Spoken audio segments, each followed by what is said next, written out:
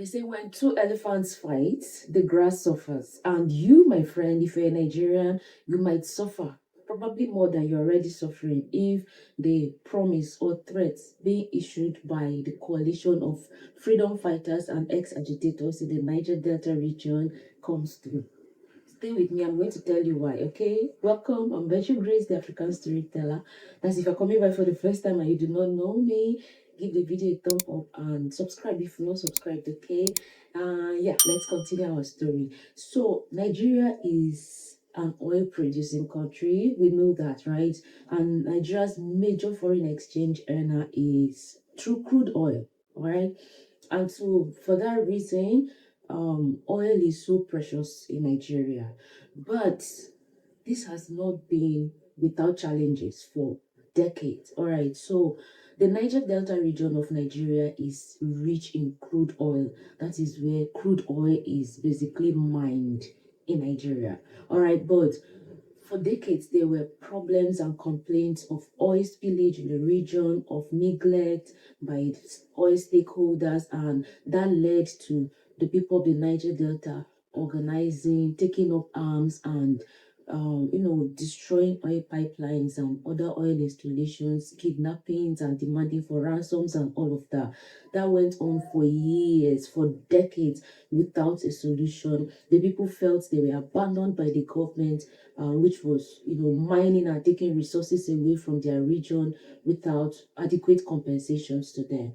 So this cost Nigeria a lot of millions of dollars in loss as a result of these activities, like oil bunkering, destruction of pipelines, kidnappings of stakeholders in the oil sector, and demanding for ransoms and so many more. So in 2007 to 2010, during the late President Yaradua Jonathan government, the government introduced the Amnesty program, and that led to many militants, as they were called, the Niger Delta militants, surrendering their arms, and in exchange for programs from the government. So the Amnesty program promised development to the Niger Delta region and also scholarship to youth of the Niger Delta region to access education. Some were sponsored, according to reports, to study abroad. Universities were built in the region.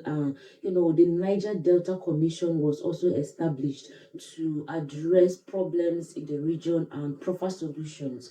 This was a welcome idea. Like I said, Niger Delta militants, as they were called as then, surrendered their arms and embraced the amnesty program. And we saw peace restored in the region, oil production increased, and everyone was happy. Everything was going on until fast forward to 2024 now.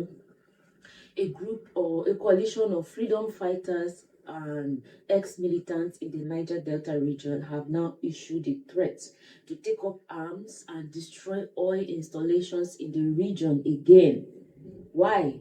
That's because the Rivers State House of Assembly, led by a Wike supporter, has petitioned the court to stop the CBN, which is the Central Bank of Nigeria, from disbursing allocations to the 23 local governments in Rivers State.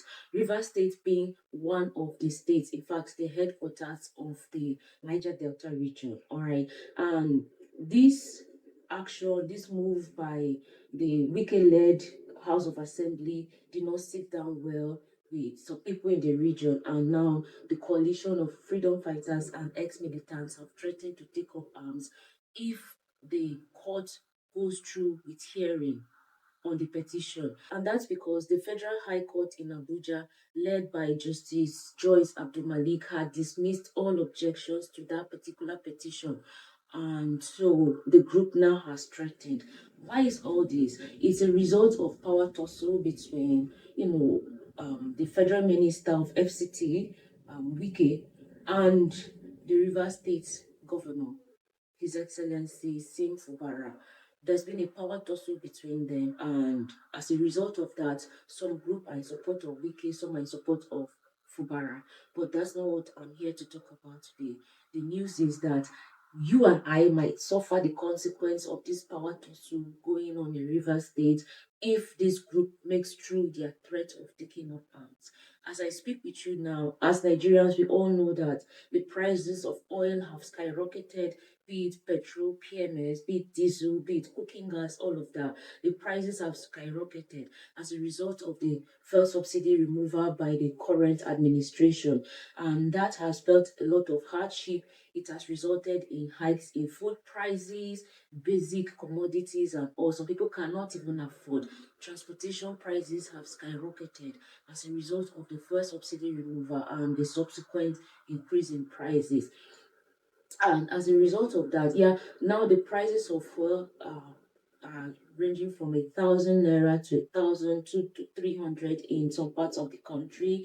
And as much as that might not be much for people who are not Nigerians, because that amounts to like about $1, less than $1 per liter of fuel in Nigeria. But that is significantly high for Nigerians because before now, with this first subsidy in place, we were paying way less for oil. And more so because we are an oil producing nation, so it does not make sense that we have to pay so much for oil. But that's because of so many lingering issues, like Nigeria does not refine our oil in the country. So the crude oil is mined in the country, exported to other countries, it is refined there, and then Nigeria pays huge amounts in dollars to import the refined products into the country that we get to use. So before now, the federal government was subsidizing the cost for importation. So the fuel prices were low and more affordable to the average Nigerian. But since the federal government said they are no longer subsidizing fuel in the country, the prices have like skyrocketed, and the whole resultant effects and everything. All right. And more so because the minimum wage in the country was 30,000 naira, which wasn't enough to even buy a bag of rice. But recently, the present government has increased the minimum wage to 70,000 naira, which is still not enough to buy even a bag of rice, not to cover other basic cost of living and survival in the country. Okay, because 70,000 is still less than $100 a month because $1 is about 1,600 naira or so. So 70,000 naira a month is like a drop in the pond, not really enough to support basic cost of living. But that's it. And now, as a result of the power tussle in one of the states considered to be the headquarters of the Niger Delta region, the group is threatening to take up arms to destroy um, Nigeria's major source of foreign exchange. What do you think that is going to spell for the average Nigerian if the group makes good their threat? Because as it is, things are already bad. So if they make good their threat, what do you think is going to be the fate of the average Nigerian? That's going to significantly impact the oil production in the country, even make it worse than it is at the moment. But yeah, what do you think, guys? Drop a comment, let me know. Do you think that the issues in that state need to be resolved amicably so that we can move forward and continue to build on the gains, especially the gains that have been recorded by the initiative of the Yaradua Jonathan administration with the Amnesty program that has saw peace return to the region, I mean the Niger Delta region, with the programs and other benefits that have been sent to the region to appease the people and make them benefit from the resources that are being mined from their region and used to develop the entire country. Drop a comment, let me know, all right? What do you think? Let's engage in the comment section. And if you've not subscribed, definitely subscribe. Give the video a thumb up, share. Let's interact. All right. I'll see you in my next video. Until then, stay safe, healthy, law abiding. I'm Virtue Grace, the African storyteller. Bye.